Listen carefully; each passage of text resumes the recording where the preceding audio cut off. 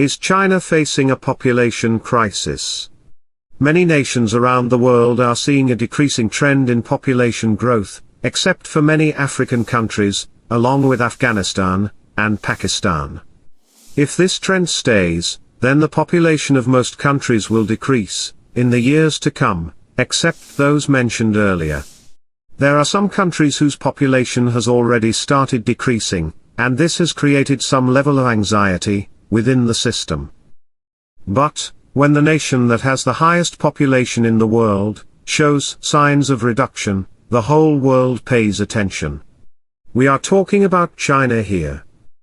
According to the UN projection, China is likely to experience a decrease in population, starting from the year 2023. The population decrease is going to be slow in the initial years, but will accelerate after a decade or so. We have been reading all these years, population increase is the biggest problem for the world, and as a corollary, you would think, any decrease in population should be a welcome sign. However, when the population of a nation goes down, there is a demographic shift, with less working-age people, or those aged between 16 and 59, needing to support a larger percentage of retired people. A declining labor force, with a rapidly aging society, will cause serious problems to a nation's economic progress in the years to come. In other words, population decrease can bring its own set of challenges, different from a population increase. China's economy is built on being the manufacturing hub of the world. It can only maintain its superiority in manufacturing, with a large working-age population. Without the workforce, China will fall hopelessly behind in manufacturing, which can ultimately destroy its economy. China is facing a real crisis, with its increasingly inverted demographic pyramid, a term used when the older-aged retired people increase in larger numbers than the younger population. China's working-age population fell by around 40 million in the decade between 2010 to 2020, but still accounted to around 62% of the total population. According to the UN, the fall will continue by a net 35 million in the 5 years, between 2021 to 2025. For the decade or so after that, the retirees will keep increasing in China, and the working-age population will be lesser than the non-working-age population. This brings an obvious question. What caused the decrease in population in China? The main reason for the decrease in Chinese population is due to the policies brought about by the Chinese government to reduce the number of children per family. The childbirth per woman in her lifetime is defined by a term, fertility rate. The replacement fertility rate is 2.1, which means, if the fertility rate is 2.1, then the same level of population will be maintained. As per the latest report, China's fertility rate is slightly less than 1.7. This is about 20% less than the replacement level, which means, China is likely to see reduction in population for several decades to come. Well, then we'd like to know, what governmental policies contributed to this reduction? China followed a one-child policy since 1980. The law was said to have been implemented strictly for most part.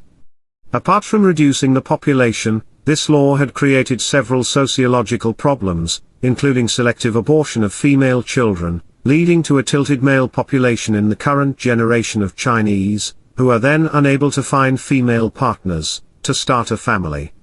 When China introduced the one-child policy, the exploding population appeared as the single biggest burden facing the nation.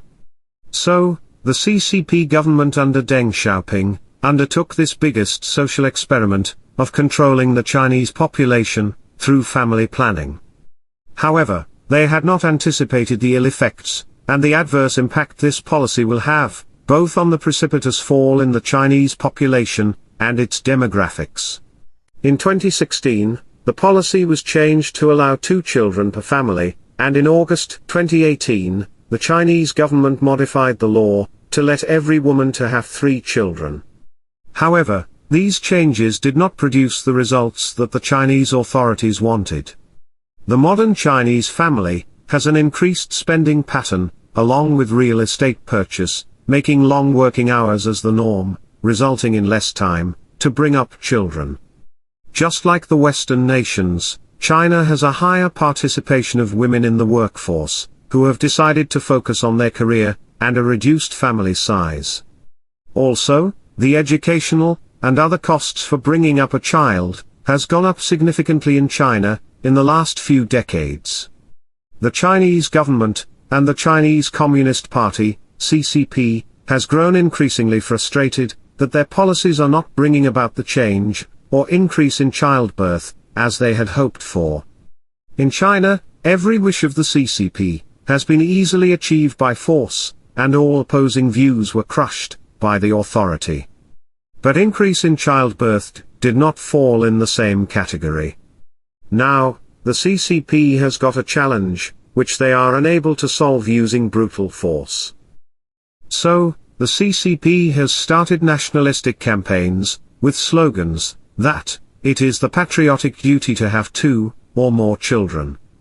The CCP leaders have even asserted that every patriotic Chinese woman should help the nation by bearing 2 or 3 children. Abortions have become a lot harder too. However, without financial incentives that are needed to care for the additional children, China will not succeed in increasing their population.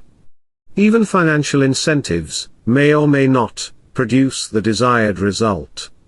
China is facing a crisis of its own making. The population crisis has ensured that China will become old before they become rich. Thanks for watching.